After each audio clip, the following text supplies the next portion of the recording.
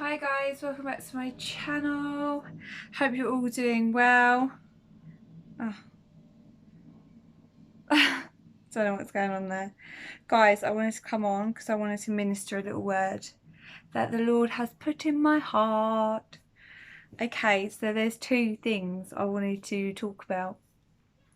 Okay, the first one, I've been watching this little program called Tiny Creatures on Netflix, and I wrote this down because I feel like I could really relate to this. So I'm guessing I'm not guessing, there's totally going to be people resonating with this. So it's Tiny Creatures, and it's actually like a little program about these tiny creatures, and the narrator makes scenarios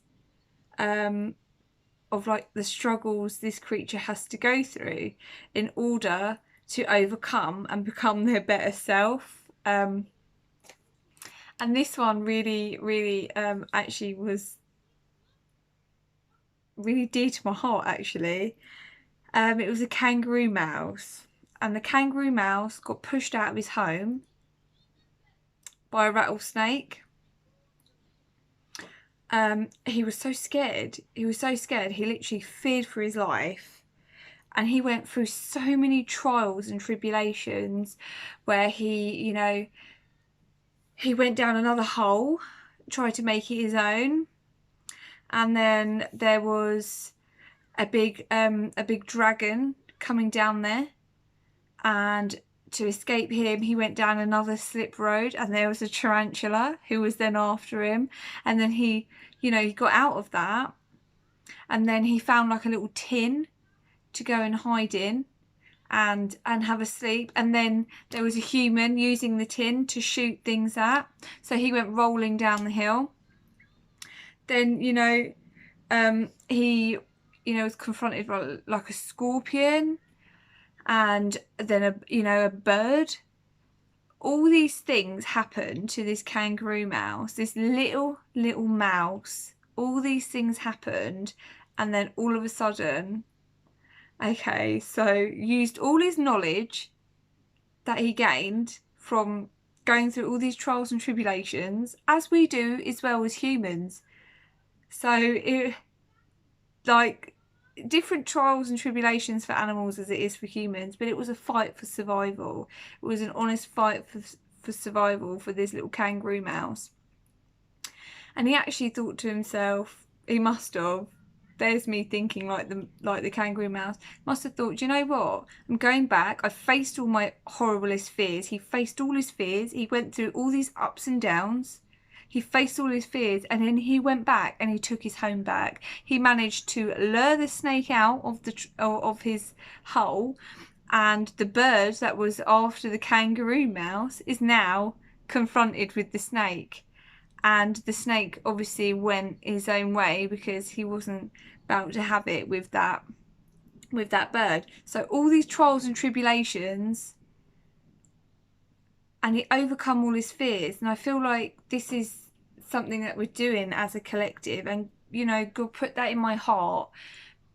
God made it possible for me to watch that, and I could relate to that kangaroo mouse.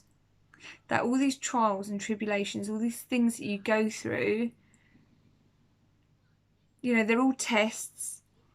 They're all to strengthen your soul, to strengthen who you are as a person, your character. They're all there to strengthen, because we've all got different qualities.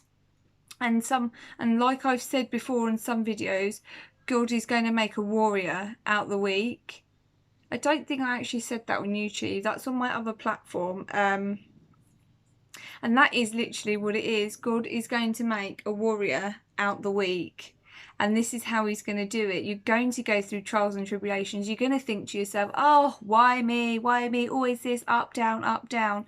But there's a reason that the Lord puts you through those things. There's a reason why these things happen. And you have to remember also that you might feel like it's more than you can chew, but God doesn't. God knows you can get through it. God already knows what your next steps are going to be, already knows how the story is going to end. But you have to go through certain things to gain the knowledge, to gain the understanding, and to learn the lesson, for it to either not repeat or for you to do it better the next time. So I feel like if you're going through all of that, you know, it's happening for a reason, you know, and just be patient with yourself. Be patient, pray, you know, come back to yourself.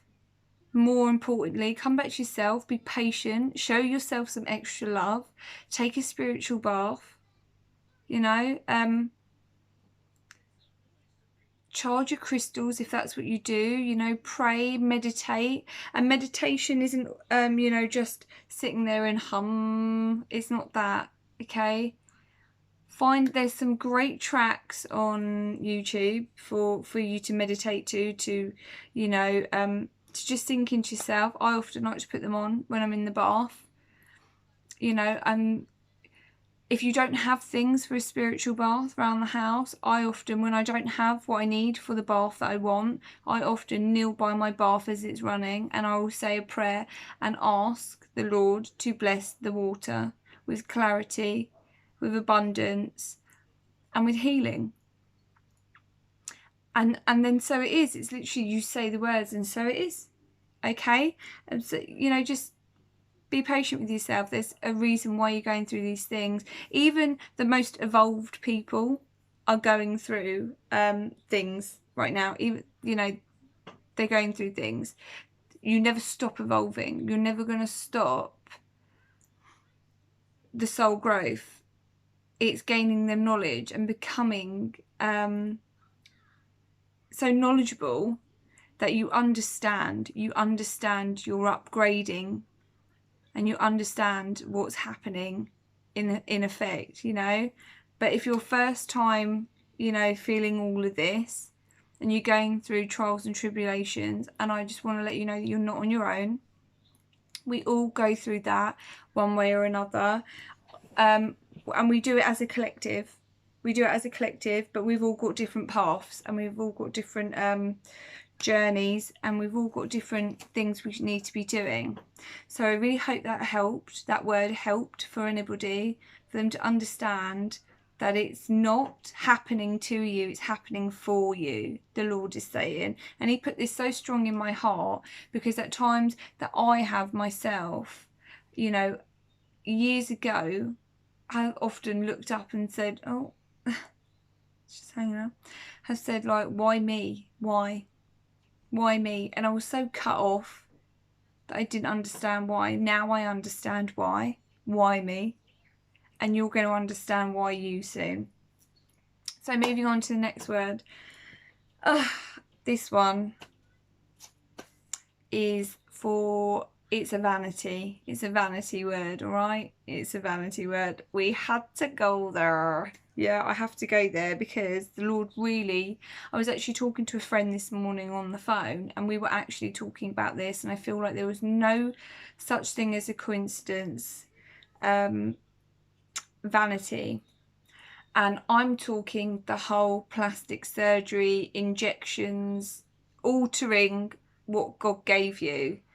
Okay, I'm not going to sit here and say don't do this and don't do that. It's entirely up to you. The most amazing thing about being human is we have the freedom of choosing whatever we want to do, but not necessarily everything that we do is right for our bodies. It might seem right, social media and society might make it look like it's everything that you're going to want. But I just want to let you know that the Lord fiercely and wonderfully made you just as you are. There is no imperfection about you. There is nothing that you need to alter. There is not one hair on your head that shouldn't be there. You are fiercely and wonderfully made. The Lord said amen. You're fiercely and wonderfully made.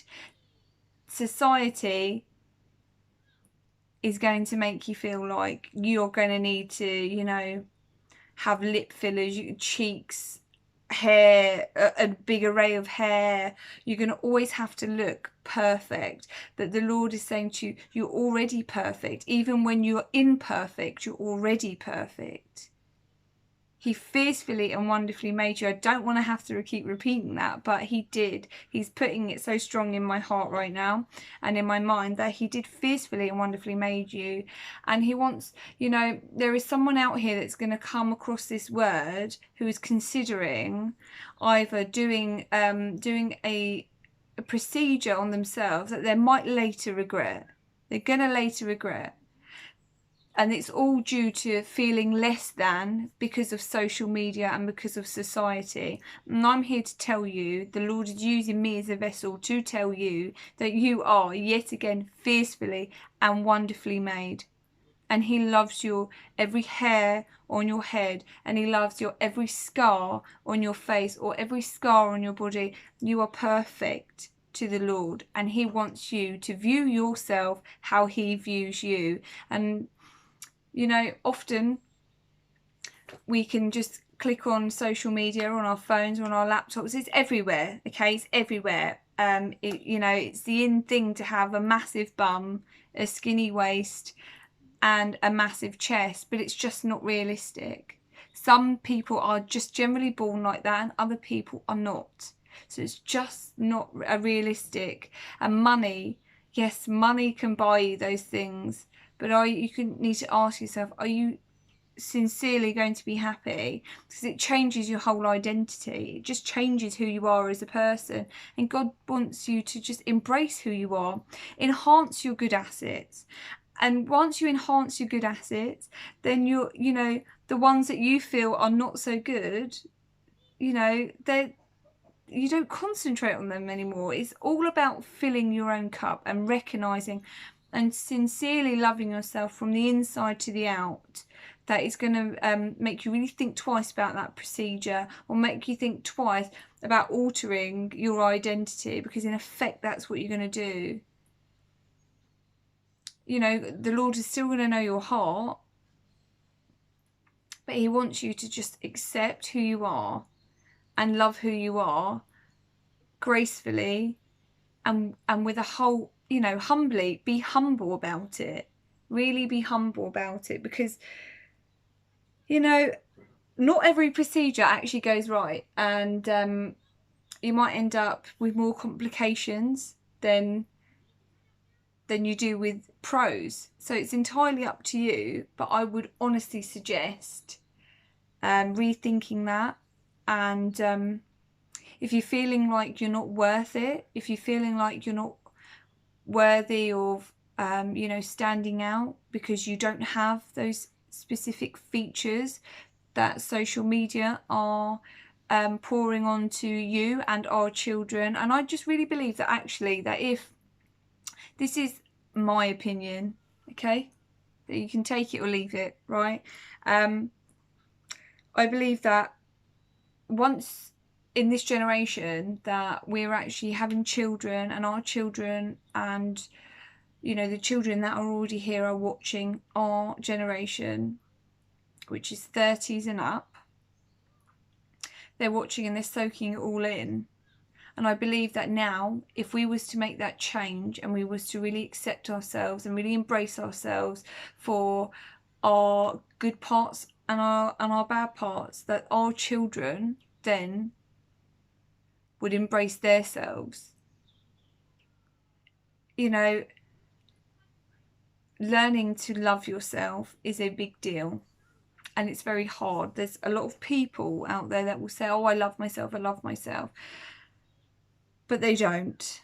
And it's clear they don't, because actions speak louder than words. If one loves themselves, that one would not engage in envious thoughts and talks, wouldn't engage in jealousy, would not engage in, you know, bashing somebody else, would not engage in pulling up someone else's faults, if one is truly content with self.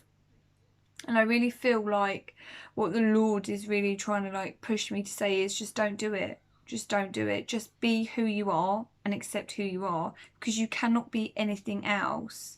You're here for a reason. You're here for a purpose. If you come across this message, this is definitely for you. And if it's not, just be kind. Leave a comment, say hi. But I really just feel like Is that all we wanted to say?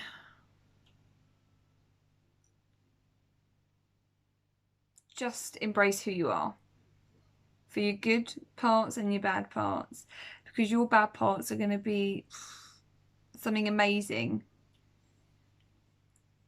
for other people, and especially for the ones who love you. There was like a little channeled note I wrote down, and this was from the Lord, and he said, get ready, get ready. This is happening for you, not to you. You had to go through this to gain strength and resilience. This is go back to the word at the beginning. Yeah, guys, so I hope you received this word. I'm wishing you all so much love and light, and keep praying, keep your prayers up. Drop a comment down below. It'd be nice if you say hello. Love to you all. Abba loves you and I love you.